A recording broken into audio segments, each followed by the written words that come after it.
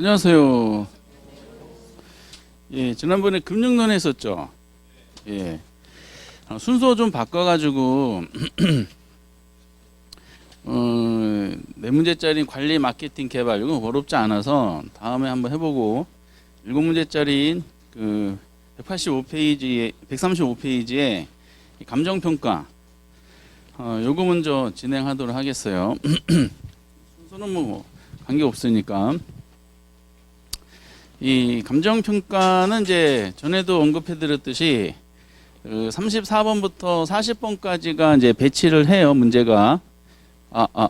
그래서 그 이론하고 계산이 이제 그 적정한 균형을 이루면서 나오는데, 이론하고 계산이 지문하고 계산 문제가 4대3 내지 한 5대2 정도로 출제를 합니다. 그래서 근데 계산 문제가 그 투자론보다는 좀 무난하다는 얘기가 중평이에요. 그래서 다 이제 한번 도전해 보셔도 되는데, 큰 주제가 있고 이제 중간 주제, 작은 주제가 있다 그랬습니다. 근데 이제 큰 주제는 한번 자주 나오는 파트니까 건드려 보시고, 중간 주제 중에서도 출제위원들이 이제 좋아하는 테마를 중심으로 정리해 주면 되겠어요.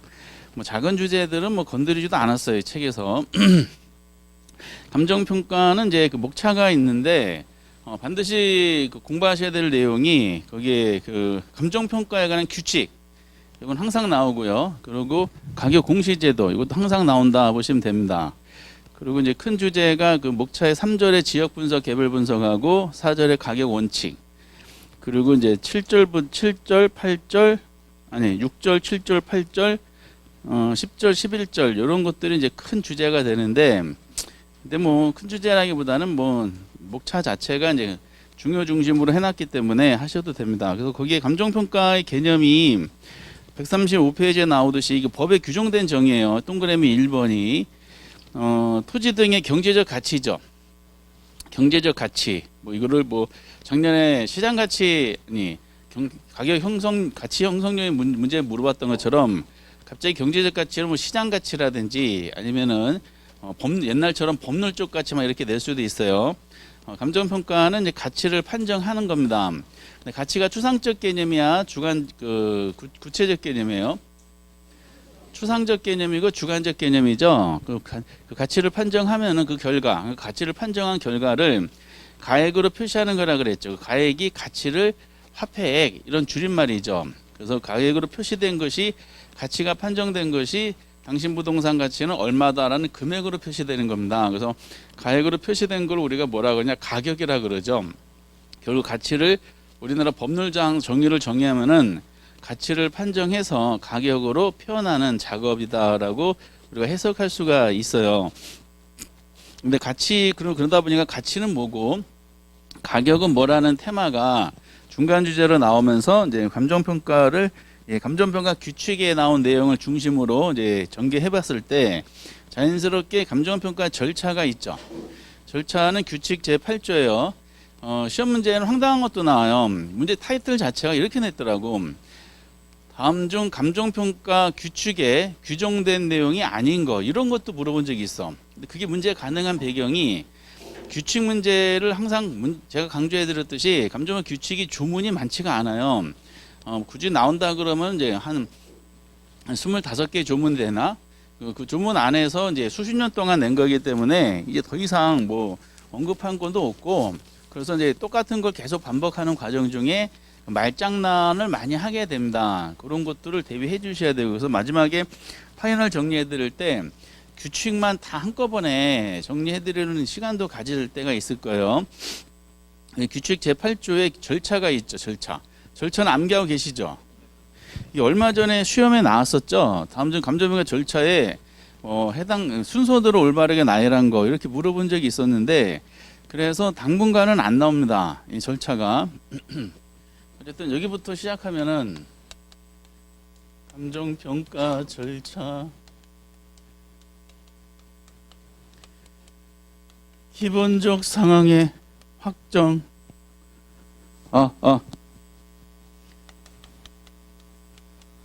그리고 이제 처리 계획을 수립을 하고 그 대상 물건을 확인하죠. 확인하면서 각종 자료가 수집이 됐죠. 자료의 수집 및 정리, 자료의 이제 분석 및 가치 형성 요인 분석, 그리고 평가 방법의 적용 및 선정 및 적용, 마지막에 감정 평가 금액의 결정. 이렇게 책에 나오듯이 법에 정해진 순서이기 때문에 이 명칭을 그대로 언급하더라고요. 이게 기초대 자자 평평이라 그랬어요. 기초대 자자 평평. 이렇게 뭐 당분간 안 나오니까 뭐 절차는 그렇게 신경 안 쓰셔도 됩니다. 근데 이게 그 다음 단계 내용이 의미가 있죠. 기본적 사항을 확정하는 내용이 여기 몇 개가 있어요? 많지도 않아요. 8개밖에 없기 때문에 이건 반드시 암기해 놓으셔야 돼. 이것도 규칙에 규정이 돼 있어요. 규칙체 그 구조 안에 이제 설명이 되고 있는 거죠. 근데 이 안에 있는 것들을 가지고 이제 내용을 그 전개하는 것이 법률상의 흐름이다 보시면 돼요. 그래서 당연히 의뢰인 확정해야 되고요. 그리고 이제 평가할 대상 물건도 확정해야 되고, 그리고 이제 감정평가 목적이죠. 적어놓고 한번 해볼게요. 목적을 확정하고, 그리고 엄청 중요한 기준 시점. 그리고 이제 감정 의뢰인이 이제 평가를 할 때 이제 조건을 달아서 평가 의뢰하는 경우가 있고요. 그리고 또 하나 중요한 내용이 기준 가치가 등장하고, 그리고 이제 이게 자문에 대한 상황을 정하고요. 마지막은 수수료죠. 수수료는 실비에 대한 내용이 있습니다. 그래서 의대감기 조기 자수라 그랬어요. 언젠가 이제 이것도 물어볼 거예요. 단독 문제로 안 나왔던 것 중에 이것이 이제 안 나왔죠. 그래서 의대감기 조기, 근데 의대감기 조기 자수는 암기하는데 뒷말을 다 까먹더라고요. 그래서 제가 그런 분들을 다 대상으로 해서 다음 중 이제 그 기본적 사항 확정할 내용에 해당되는 거 이렇게 여쭤본 적이 있었어요. 전부 다 이제 감정평가 다 집어넣고 문제 만들어 놓은 적도 있었는데, 의대 감기 조기 자수. 그래서 이 안에 있는 것 중에 우선 중요한 게 기준 시점이죠. 엄청 나오죠, 기준 시점은. 그래서 이 단어 하나 자체만 가지고도 얘가 이제 중간 테마가 될 정도로 엄청 중요합니다. 그래서 이 기준 시점에 대한 내용이 우리 감정평가 규칙에는 2군데 적혀져 있어요. 근데 기준 시점은 그래서 별도로 목차를 만들었는데, 1번은 개념에 대한 정의가 나와 있고요. 동그라미 2번은 평가 방법에 대해서 정의 나왔는데, 주로 나오는 게 동그라미 2번에 기준 시점을 정하는 방법에 대한 내용이야. 그래서 동그라미 2번은 별표를 이제 쳐주셔야 돼. 기준 시점은 어차피 이제 그 개념에 대한 논리는 말 그대로 감정평가 가격 결정의 기준이 되는 날짜다. 그대로 1번을 개념을 정의 내리면 돼. 그래서 규칙에 설명을 하면서 용어에 대한 정의를 하면서 이 점이 이런 뜻이다라고 해놓은 다음에 그 기준 어떻게 정하느냐. 이 방법에 대한 논리가 엄청 나오죠. 이 기준점을 정하는 방법은 어떻게 한다? 원칙이 있고 예외가 있죠. 원칙은 가격. 요 말을 작년인가 재작년에도 시험에 나왔듯이 그 별 장난을 많이 쳐요. 가격 조사를 완료한 날짜인데 뭐 현장 조사를 완료한 날짜, 감정평가서 작성을 완료한 날짜, 감정평가서 제출을 완료한 날짜, 이제 별말을 다 씁니다. 그러니까 항상 가격 조사를 완료한 날짜라는 거를 기준점을 정하는 방법이고요. 근데 날짜가 지정하는 경우가 있어요. 그래서 그게 다만 이유가 이제 예외죠. 기준점을 미리 정한 경우가 있는데, 정한 경우는 2가지가 있다 그랬어요. 법률에 기준점이 정한 경우가 있습니다. 그럼 법에 기준점이 정하면은 평가사가 그건 어쩔 수 없어. 법에 정해진 대로 해야 돼. 대표적으로 표준지 공시지가 있죠. 공시지가 구할 때 기준점이 이럴지로 하라라고 정해져 있어요. 그러면 그거 그대로 따르면 돼. 근데 그 문제가 안 되는데, 항상 의뢰인이 사무실에 와가지고 감정평가를 의뢰하면서 조건을 다는 경우가 있다 그랬죠. 조건은 이제 기준 시점에 대한 조건을 다는 경우가 있어요. 그래서 요 날짜를 지정해 주십시오. 요 날짜에서 평가해 주십시오. 날짜가 지정돼. 그럼 의뢰인이 지정한 날짜를 무조건 평가하는 것은 아니죠. 그래서 뒤에 구체적인 내용이 나오지만은 예외적으로 날짜가 지정된 경우는 뭐다? 가격 조사가 가능한 경우. 가격 조사가 가능한 경우 한해서 그 날짜를 기준점을 정할 수도 있다라는 거죠. 그래서 원칙도 나오고 예외도 나오는데, 물론 이제 원칙이 제일 많이 나오죠. 조사를 완료한 날짜라는 거를 근데 그 조사가 그냥 조사가 아니라 가격 조사를 완료한 날짜를 한다. 그래서 뭐 당연 상식적으로도 의뢰인이 날짜를 지정하는데, 기원전 5세기 내 땅값을 평가해 주십시오. 기원전 5세기 자기 땅이 어디 있어? 그렇죠? 어쨌든 자기가 지금 현재 소유하는 땅이 기원전 5세기 가격을 알고 싶대. 그럼 가격 조사가 불가능하죠. 그러니까 그는 거절을 하는 경우가 발생을 하게 됩니다. 그래서 요 내용 자체가 엄청 나와. 그리고 이제 기준점은 이제 감정평가를 많이, 현재까지는 공부를 많이 안 하시는데, 막판에 몰아쳐서 하시잖아요. 이거 분명히 점수 따는 부분이라는 걸 다시 한번 강조해드려요. 그런데, 기준점이 이제 군데에 엄청 등장하기 때문에, 기준점이란 단어 자체에 대한 개념 정리를 잘 알아두셔야 됩니다.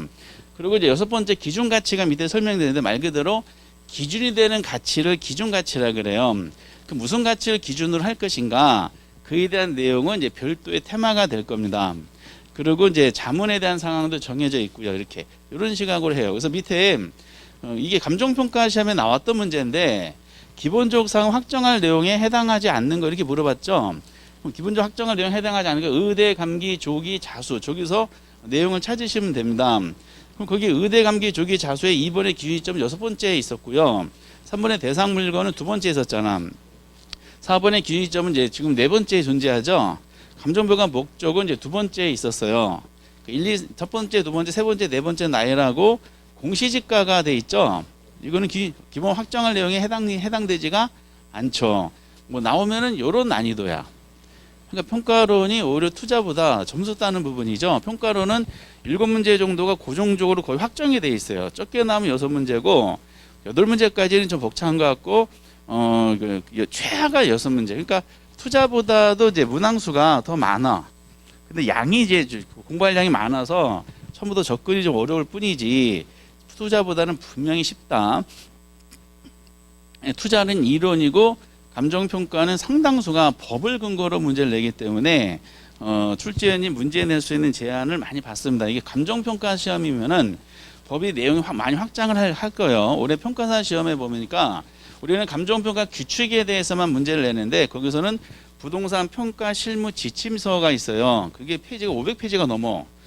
하나씩 하는데 그쪽 그거 가지고 공부하거든요. 근데 이제 규칙하고 조금 달라요. 그러다 보니까 그쪽은 이제 범위가 좀 넓은데 우리는 규칙에서만 이제 문제를 구성해서 25개 가지고 내용을 확장하는 식으로 이제 정리하시면 되실 것 같습니다.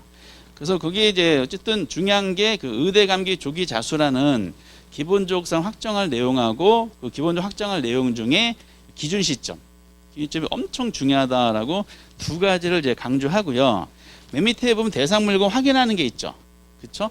그럼 여기서 확정한 내용이 실제로 그런가를 가서 확인을 해야 돼. 확인하는데 확인하다 보니까 그 실지 조사하는 게 원칙이죠. 원칙. 임장 활동하는 게 원칙이잖아. 근데 예외적으로 실지 조사를 보다 생략할 수도 있어요. 근데 생략할 때는 항상 나오는 단어가 있죠. 뭐가?